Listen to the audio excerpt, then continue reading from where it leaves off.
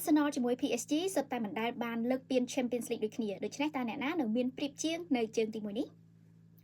ជំរាបសួរខ្ញុំកូនម៉ាមីជួបគ្នាមកចាស់នៅក្នុងវីដេអូថ្មីចា៎នេះវេលាម៉ោង2រំលងអាត្រៀតយប់ថ្ងៃអង្គារឈានចូលដល់ព្រឹកថ្ងៃពុធកើតមកនៅក្នុងប្រទេសកម្ពុជា Arsenal ពីក្របខ័ណ្ឌកំពូលរបស់អង់គ្លេសត្រូវបើកកីឡដ្ឋាន Emirates ស្វាគមន៍ PSG ពីក្របខ័ណ្ឌកំពូលរបស់បារាំងនេះគឺជាគូប្រកួតដល់ក្តៅគគុកព្រោះក្រុមទាំងពីរនេះសុទ្ធតែស្រេកឃ្លានចង់ស្គាល់រសជាតិលើកពានលីកកំពូលអឺរ៉ុបនេះដូចគ្នាដោយសារតែគេអត់បានលើកទេអញ្ចឹងគឺសុទ្ធតែចង់ស្គាល់រសជាតិលើកពាននេះជាលើកដំបូងដូចគ្នាអញ្ចឹងយើងមកមើលពីប្រមាណចំណុចនេះដើម្បីដឹងថាតើអ្នកណានឹងមានប្រៀបជាងក្នុងជំនួបវគ្គពាក់កណ្ដាលប្រតិបត្តិជើងទី1នេះចាស់ចំណុចដំបូងដែលយើងគួរតែមើលគឺតាក់ទងទៅនឹងប្រវត្តិនៃការជួបគ្នារបស់ក្រុមទាំងពីរនេះនៅ Champions League Arsenal និង PSG គឺបានជួបគ្នាតែ3ដងគត់ដោយ Arsenal បានឈ្នះ1ហើយ2ដងទៀតគឺស្មើគ្នាក្រុមទាំងពីរជួបគ្នាដំបូងកាលពីវគ្គក្នុងពូលនៅ Champions League រដូវកាល2016-2017ដោយទាំង2ដងកាលពីពេលនោះគឺក្រុមទាំងពីរស្មើគ្នាទាំងពីរ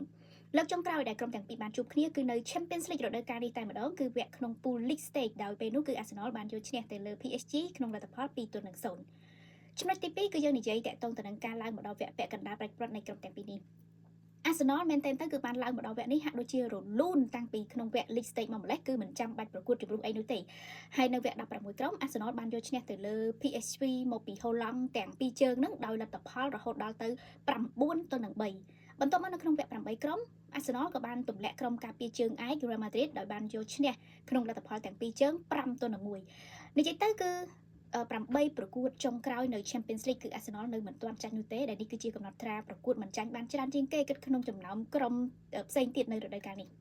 ចំពោះ Paris Saint-Germain វិញទម្រាំតែបានឡើងមកដល់វគ្គនេះគឺថាតានតឹងមិនធម្មតានោះឡើយព្រោះពេលទាត់ពីប្រកួតគឺតែងតែមានចាញ់មួយឈ្នះមួយដូចជាការនៅវគ្គ16ក្រុម PSG បានចាញ់មួយឈ្នះមួយជាមួយ Liverpool រហូតត្រូវទាត់កាត់សេចក្តីពេណាល់ទីទើបអាចឡើងទៅដល់វគ្គពាក់កណ្ដាលប្រតិបត្តិសុំទោសវគ្គ8ក្រុមហើយពេលដល់ឡើងវគ្គ8ក្រុមនោះគឺ PSG បានឈ្នះមួយចាញ់មួយជាមួយនឹង Aston Villa ទៀតក៏ប៉ុន្តែជាមួយ Aston Villa គឺអត់បានថែម៉ោងអីនោះទេព្រោះថាបានចំណេញគ្រាប់បាល់មួយគ្រាប់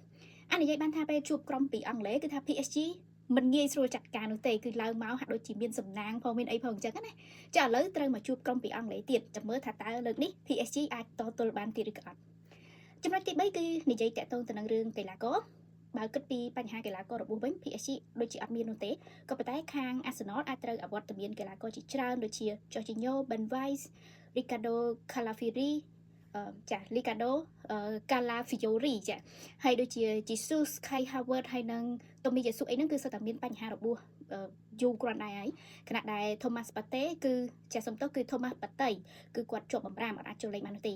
ចាណាមិញ Arsenal មានកីឡាករបំពេញកន្លែងសុទ្ធតែឆ្នើមដូចជានៅតំបន់ប្រយុទ្ធនិងបម្រើប្រយុទ្ធហ្នឹងគឺមានដូចជា Zaka មាន Trossard មាន Martinelli, Odegaard ហើយជាពិសេសហ្នឹងគឺកីឡាករដែលសុទ្ធ free kick បានយ៉ាងស្រស់ស្អាតនោះគឺ Declan Rice PSG វិញតំបន់ប្រយុទ្ធហើយនិងបម្រើប្រយុទ្ធក៏ពោពេញទៅដោយគុណភាពកីឡាករដែរដូចជា Kvaratskhelia, Dembele, Doué, Vitinha ហើយក៏ដូចជាមានចៅ Neves អីជាដើមអញ្ចឹងទៅអញ្ចឹងបើយោងទៅលើចំណុចទាំងនេះសម្រាប់ខ្ញុំគិតថា Arsenal មានប្រៀបច្រើនជាងខ្ញុំសូមទស្សន៍ទាយថា Arsenal នឹងឈ្នះនៅក្នុងការប្រកួតនាជើងទី1នៅរាត្រីនេះចុះចំពោះលោកអ្នកនាងវិញគិតយ៉ាងណាដែរអរគុណច្រើនយើងនឹងជួបគ្នាបន្តនៅក្នុងវីដេអូក្រោយសូមជម្រាបលា